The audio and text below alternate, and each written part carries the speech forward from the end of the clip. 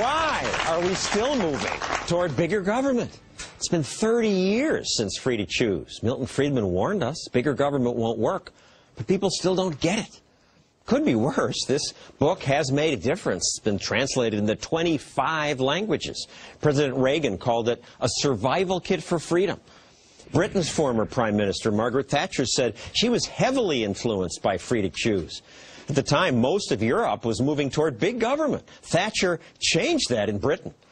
The presidents of the former Soviet bloc countries like the Czech Republic and Estonia say the blueprint for their free market reforms was free to choose. And those reforms worked. The Czech Republic and Estonia prospered. Governor Arnold Schwarzenegger also said, Milton Friedman expressed everything I ever thought about the way the economy works.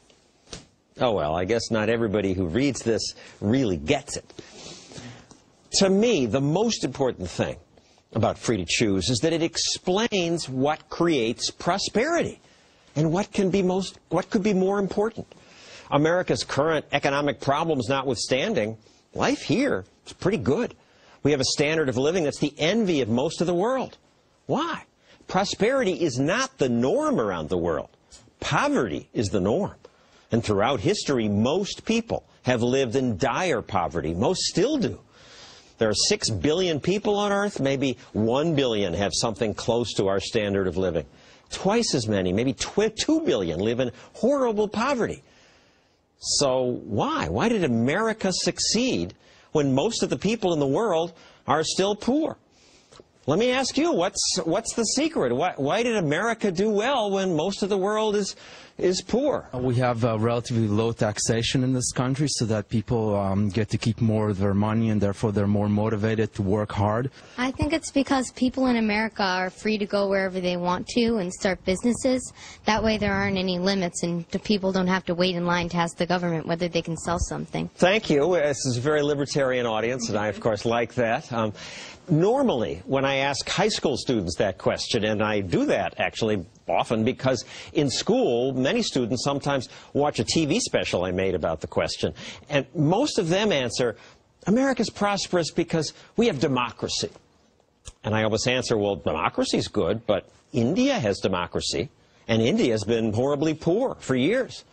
The students then say, oh, well, that's because India's overpopulated. But actually, per square mile, India has about as many people as New Jersey. New Jersey does okay. Other students then tell me, well, America's prosperous because we're a young country, so we have lots of natural resources. And resources are good, but again, India has resources. And consider Hong Kong. Hong Kong has no resources. It's just a rock. They don't even have democracy. The communist Chinese run the show, and before them it was the colonial British. Yet in the last 50 years, Hong Kong went from third world poor to our level of wealth. Why? How? Well, in Free to Choose, Milton Friedman gave the reason. It was the free market.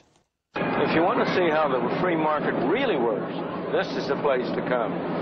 Hong Kong. Today, the per capita income in Hong Kong is higher than in Canada and Australia. Did they achieve this miracle here because of Obama-like government investment and job creation? No.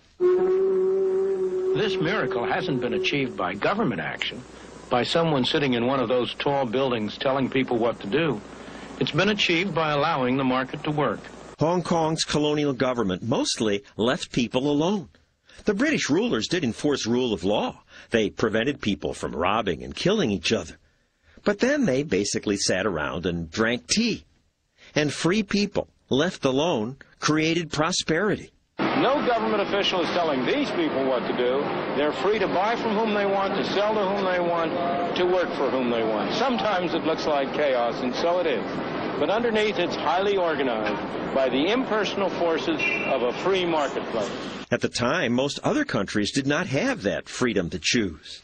India has tremendous economic and human potential. The human tragedy is that in India, that potential has been stifled by the straitjacket imposed by an all-wise and paternalistic government. Central planning in practice has condemned India's masses to poverty and misery. Joining us now is Johan Norberg, who's making new versions of Free to Choose, new documentaries about how free markets affect poor people. And he just returned from Hong Kong. What'd you learn?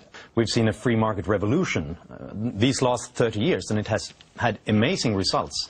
More than 70,000 people have been lifted out of extreme poverty every day since Milton Friedman did this show. And because of Friedman's work? I think partly because of Friedman's work and Friedman's ideas, because people work very hard everywhere around the world. They try to do the best for them and for their families, but only in some places they get the freedom and the incentives to really do that in good ways. And Friedman traveled around the world, he tried to explain these ideas, and it had a serious and important impact. And that was 30 years ago when he was traveling the world and talking about that. Here's another clip from Free to Choose. The free market enables people to go into any industry they want, to trade with whomever they want, to buy in the cheapest market around the world, to sell in the dearest market around the world. But, most important of all, if they fail, they bear the cost. Why is failure important? Well, because it's a profit and a loss economy. We don't know what's going to work. We don't know what's going to be the best company that produces the most jobs. So we need those incentives. If you do very well, you make a profit. If you lose, you have to lose as well, because then others will imitate the best solutions, and that's what we're going to see more. But failure, people say, is cruel. It leads to people losing their job. We need to protect them. Of course, it's bad. We don't want that to happen, but pain is always bad. But if we don't have the nervous signal that tells us that when we have a hand on a hot plate, that's pain, well, then we're going to have hands on hot plates in the future. And that's the same thing. If you subsidize, if you bail out bad business, we'll see more bad business in the future, and less job, less productivity, less wealth. Now, you've been going to places, not just Hong Kong. You went to, well, to where else? Vietnam, Kenya. What have you seen? Well, I see people striving everywhere. There's this temptation sometimes to explain problems in some places with culture, with religion, with laziness or something like that, but I don't think that's the case. People work incredibly hard. They all want what's best for them and for their families. But in most places, regulations, taxes, corruption means that they have to devote all that energy to really avoid the government, the regulations and the taxes. But whenever government opens up, we see amazing results. Something like 50% of all the wealth that has ever been created in the world has been created in these last 30 years since Friedman did this show. So much of this is counterintuitive, and you think government is there to make sure that new business is safe and all that, but I was able in my old job at another network to open a business in Hong Kong in one day. And I think that's a reason Hong Kong is prosperous. But when I asked the people there, why do you think you're rich and communist China and much of the world and your part of the world is poor, they had no clue. Yeah. But that's often the case. When we take something for granted, when things work, we don't think of it. We don't read the instruction manual when all the technology works as it should be. There's an old saying, he who has satisfied his thirst, he turns his back to the well. And that's why we need Milton Friedman. That's why we need Free to Choose, to remind us that we can't take this for granted. It's because of specific ideas and a conscious, determined effort to make people more free. Now, there's this woman in Canada who wrote a New York Times bestseller trashing Milton Friedman. And she says things like, these reforms are so wrong and unpopular, they can only be implemented through deception and crisis. Yeah. What's your answer? When we talk about democracies and dictatorships, it's important to realize that the places that have made the most progress in implementing Friedman's ideas have not just been democracies, they've become more democratic. Because as Friedman predicted, when people get more prosperous, when they become more independent, when we have new economic power centers that aren't necessarily connected to the government, it means that people will also begin to demand democratic freedoms. Well, Johan, stay with us, because later we'll be joined not by that author, because she didn't want to come, but another Friedman critic. But first, did you know that Milton Friedman focuses on much more than just raw economics? He also helped end the military draft and start the school choice movement.